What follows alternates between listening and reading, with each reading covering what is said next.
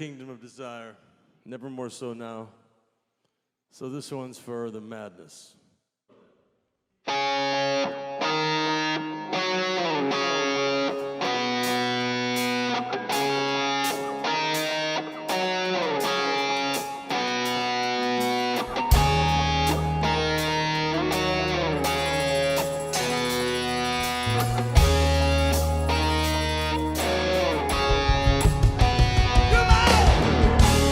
So thank you for doing this. And if I'm not mistaken, like this new Toto album just came out, right? Like this today. Weekend? Yeah, today. The CD and record, yes. Yeah, so that's pretty exciting. Yeah. And of course, and I have your solo album here. So oh, thank you. I appreciate you supporting. So we can talk about all sorts of stuff. But let's since the Toto album is the new news, that my understanding is this was recorded live in November with a new lineup. Yeah. It was live in a rehearsal room, you know what I mean? It's like a club with like locked off GoPros with one guy filming and rehearsal lights. It's like a dress rehearsal, really, more than a show. I mean, we had a few of our family and friends in the back. You can hear like 10 people going, yeah. That was weird. Yes. Well, I did notice the point of it was to show off the new band and see if we could pull off the Toto music and see how people would react to it. That's why we did it. Right. Play, and we knew we had to put together a new band. So we wanted to see if the experiment would work, and it did. So we were very thank God for that. I did notice on "Stop Loving You" it was kind of an echo in the room when you were kind of doing your intro or whatever, and it's like, well, yeah, because it was an empty room, you know. Yeah. So what is that like as a musician playing in that kind of environment? It's got to be kind of weird. Bizarre. Yeah, bizarre. Having sex with a rubber doll, you know. You know, I mean, it was real, but it wasn't, you know what I mean? So it's like when you play really hard and at the end of it, you expect a reaction that's not there, and it's going out live to people on their computers. Yep. Hope people are digging what's going on, you know what I mean? Yeah. So did you get much feedback from anybody after the live stream? Yeah, people really loved it, you know, and the demand to have it put out. We didn't have an intention to put it out. We just wanted to do a live stream, but there was a demand for it, and you know, it was really expensive to do. So we want to make a little bit of money, you know, just to kind of for the effort to keep ourselves alive during this pandemic. Exactly. Live gig, and we make most of our money live. You know, records are a way to get people to the show now, not the other way around like it used to be. I hear you. Yeah, it's very strange, but that's the way things are. Yeah, you have to try to get with the new program. Life is different now, you know. I do see that you are offering all sorts of various configurations of the live thing. There's colored vinyl, there's DVDs, there's Blu-rays. Oh yeah, I mean Mascot Records is really creative with you know, their packaging, and it's real classy stuff, and the high-end vinyl and stuff for people like that, because vinyl's coming back. Yeah, and that's fun, you know. I mean, that's fun for me. Yeah. So and the title of the package is "With a Little Help from My Friends." And actually, so how does one go about putting together a set list for a band like that with a legacy? You know, Joe and I sat down and we said we want to do some deep cuts. When we played some of the hits because we wanted people to hear what the music would sound like with the new band. Right. I mean, the world doesn't need another album with Rosanna on it. And we didn't do Africa because we would have had to pay a huge license fee. Right. And believe me, haven't people heard that song enough lately? You know what I mean? I mean, it's been real good to us, but come on, you know, we could skip a record without it. You know what I mean? We'll play it live. We have every intention of playing it live. We don't have to pay like that live. Right. But, you know, and, you know, but I, you know, for this record, for this particular piece, I didn't think it was necessary, you know, and it was simpler on a business level. Very cool. Very cool. So tell me a little bit about the new guys in the band. Well, we didn't audition people. It was like the bass player, John Pierce, was in our high school band. He's my oldest friend in the world. Our parents were pregnant on the same block, and he was a studio musician. He was in Huey Lewis's band for 30 years. Right. Perfect fit. I've always wanted to be in a band with him. Finally, we could be in a band together. Right. He was, and I wanted somebody just to play bass, and he could sing too. And he's a great cat. And then we got Sput from Snarky Puppy on drums, you know, and him and X, who plays keyboards with us, who was with Prince's band. They're both in a band called Ghost Note, which is an offshoot of Snarky Puppy. These guys are world class. And I heard Sput and I went, because every drummer that's ever sat in that chair is world class. I mean, it was Jeff Porcaro's chair, and you know, you're sitting in Jeff's chair. Yeah. Every drummer that's been in the band. I mean, we had only world class drummers, you know, Simon, Keith Carlock, you know, Shannon Forrest, you know. Greg Bissonette, there's been people that sat and they're all the best of the best. Vinny Caliuta. So that's an important chair. Yeah. That rhythm section has to feel right, and it's got a little different funk to it, but at the same time, it still rocks, and so that was a great fit. And then my son Trev found the Steve Majora, who is the keyboard player, who sings all the crazy high parts. Right. He's got a voice like a high Ray Charles tenor, you know what I mean? Perfect pitch. Yeah. And a great keyboard player and a beautiful cat. And so there was a lot personality wise and musically, it just works. I can't wait to be on the road with these guys. It's going to be a million laughs and really positive. And everybody's excited about doing it. And fresh blood makes the old stuff fresh too. So Sure. Yeah. for us, I mean, David's going to come out and play with us when he can, but Yep. he can't medically tour. He can't go on a bus or a plane and change time zones all the time. It'll medically fuck him up, and I don't want to hurt him or worse, Sure. Yeah. I mean, nobody's getting any younger these days, but there you go. That's I can't wait to get the bill for the cancellation insurance. Oh man. Between COVID and a bunch of old guys, it's gonna be expensive. Right. So you're touring, but next July, right? No, Europe. next March. We have plans to do the U.S. in March. We're still Okay. considering the dates, and we're just praying this pandemic keeps receding as it has. Yeah.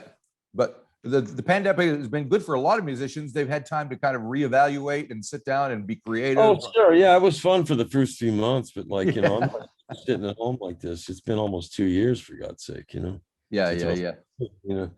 9 months, a year and 9 months anyway, Yeah. and that's a lot. I've never had this much time off since I was a little kid. I don't think any of us have. So Yeah. I did speak to Joseph Williams a few months ago when his album came out. Yours came out the same day. Yeah. So tell me about the relationship between the two of you, because you go way back as well, obviously. Yeah, no, it's an old relationship. He was 14, I was 17, in a band with his brother and Mike Landau and John Pierce. So that was high school. So we've been buddies ever since then. And he was with Toto during some of its most successful years, and he's been with the band for the last 10, 11 years. We love each other, and we were working on each other's music anyway, and we just wanted to. We were going to tour together as the Dogs of Oz and Nod. And then Page got involved. And he said, then our promoters and agents are like, use the name Toto, please. Everybody knows that's who you are. Just take advantage of the 44 years you put into it. There's tribute bands. Why shouldn't I be able to do it? Right. So we got the voice of Joseph, me playing guitar, and incredible musicians behind us. And we've had 15 versions of the band with 50 different people in and out of it, with sidemen, replacement guys. So I think the music is Toto. When it's played by great players, it's going to sound like that. Yeah. It's going to have a different flavor to it, but I mean, it's had a different flavor since Jeff passed, Yeah.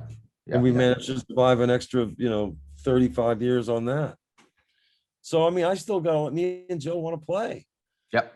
So we're going to go out and play. We're going to play the hits, the deep cuts, and some solo stuff, and freshen it up. And tickets are selling. So if nobody was going to show up, then we wouldn't go. Yep. And I mean, I get the impression you do like to play the guitar, so you get to do that. But, it's been a constant in my life, has saved my life. I love it. I really appreciate it. And I'm so grateful for all of it. Yeah. Well, I see that on your solo album, it ends with a song called Bridge of Sighs, which is an old Robin Trower tune. Yeah, I love that one. So why did you choose to record that?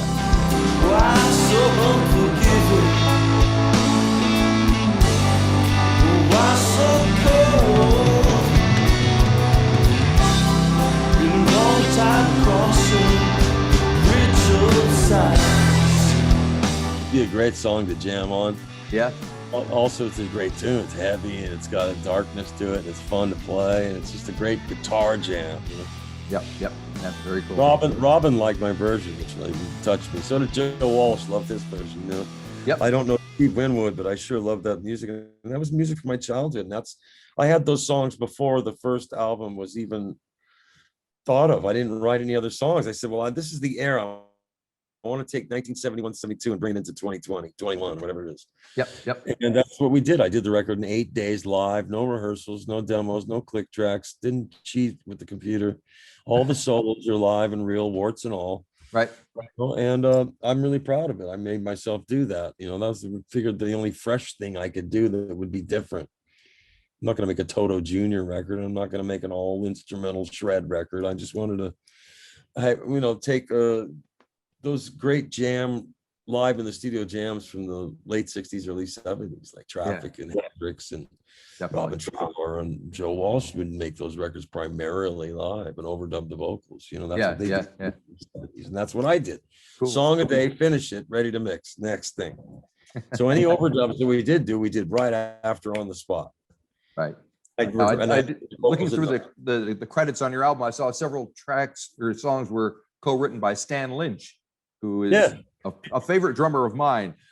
He's a dear friend of mine. We've written a lot of songs over the last 30 some odd years. He's been a dear friend to me, and he's magical with the lyrics. He's got great ideas. And I wrote the music pretty quick with Jeff Babco, and I needed help with the lyrics. So Joseph Williams and Stan stepped in to help me there, and then I was able to get with them and we'd finish it all together, so I was able to do this fast. I was still editing and looking at the lyrics while I was singing them. All right. And how I know that you guys have have played with Ringo Starr's All-Star Band. Yeah, I've seen it a few times. And for a fan like me, it's kind of almost like a variety show or a novelty thing. You get to see everybody kind of all these big names playing with each other. But for you as a musician, what is it like to do those? A lot of fun, man. I mean, it's just music is fun for me. It's not a job. This is like I get off on the creative process and interacting with other brilliant musicians who just take a piece of paper and bring it to life. Yeah. That's all it was. And it wasn't all written out. It was just the roadmap with the chord changes and a few voicings and a few rhythmic notations, so we could learn, know the song without having to rehearse the shit out of it. Yep. That's the plus about being able to read music, even a little bit of music. Is that everybody can play it right the first time. Right. And then you make mistake, you make the notes and go over a section. Go, no, you solo here, you do this. I'll give you a cue, whatever. Most of the album was just take two. Right.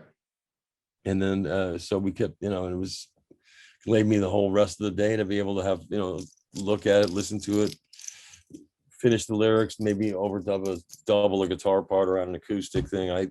The Walsh tune was a little bit more produced up. Yep. And the Ringo song was a little bit, but other than that, it was what it is. Some of it was a complete live take, Journey Through, the instrumental. That was the take. At the end of it, that's it. Done. Next. Wow. That came out great, and then so you're capturing real performances, which most people make records piecemeal, one guy at a time.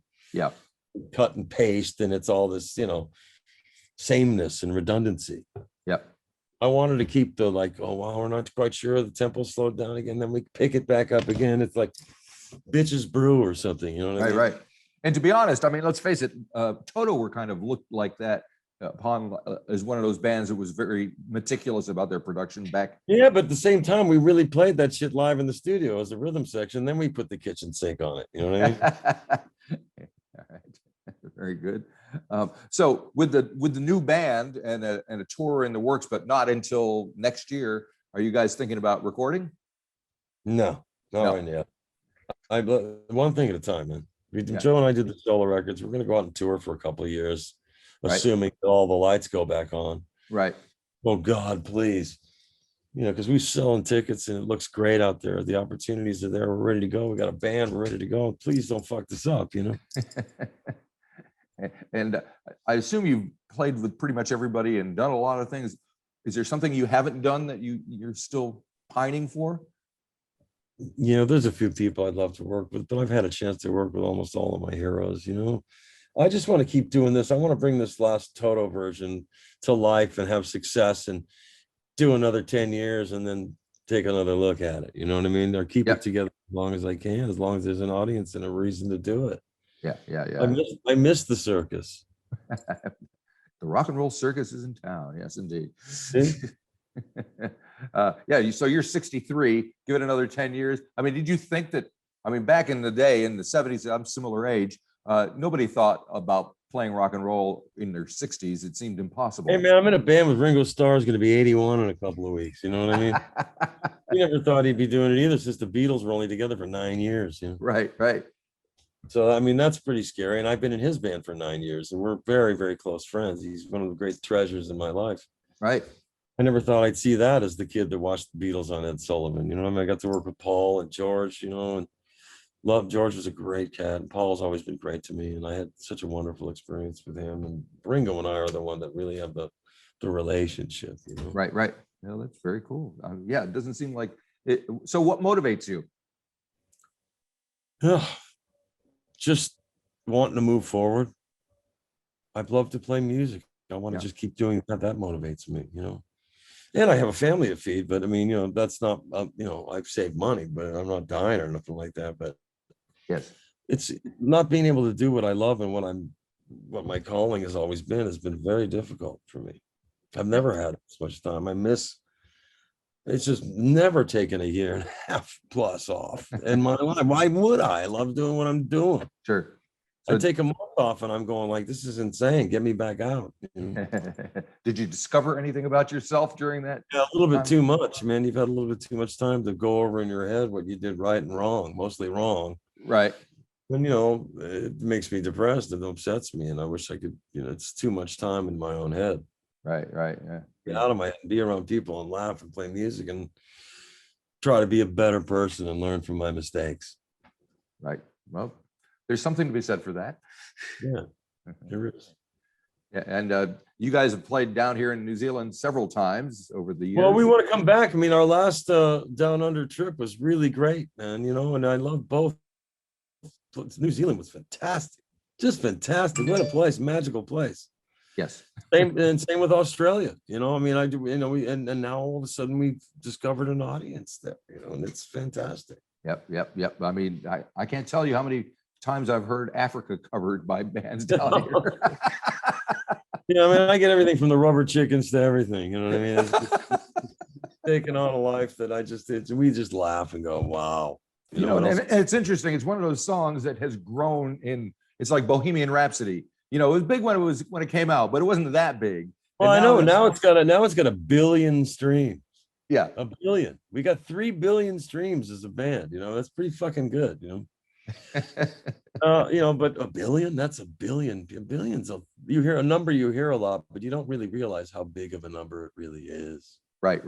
Yep. And so, as a musician and as the guy who was on the record, what does that do to you? You go, what was it about that one that's different than why did that happen? I never thought that was going to be a hit, man. We never thought for a second. You know, we buried it on the first record. We loved the track, but we didn't hear the lyrics until the track was done. Right. We had the melody and we thought, oh, this is catchy as fuck. But then, you know, Africa, we're from North Hollywood, you know. But the lyrics are ridiculous, but I think the fact is they're not political. They're not a love song. It's just a silly little song that has a groove and makes people happy and a real catchy. There you go. Melody. Some people hate it for that, you know. I mean, or hate hearing it because it's overdone. But man, for some people, it's connecting, man. I mean, they play it at sound checks and the whole audience starts for other bands, and they start. It's a blessing. Nobody's more surprised than we are. You know? Right. Oh, that's very cool. Excellent. So listen, I gotta go because I got another one. All right. Well, thank you for doing this. I really appreciate it. Good Thank luck you with the very much for record, your and time, hopefully man. you'll be God down bless you, here man. sometime soon. Great. All right. We'll see you. Bye-bye. Bye.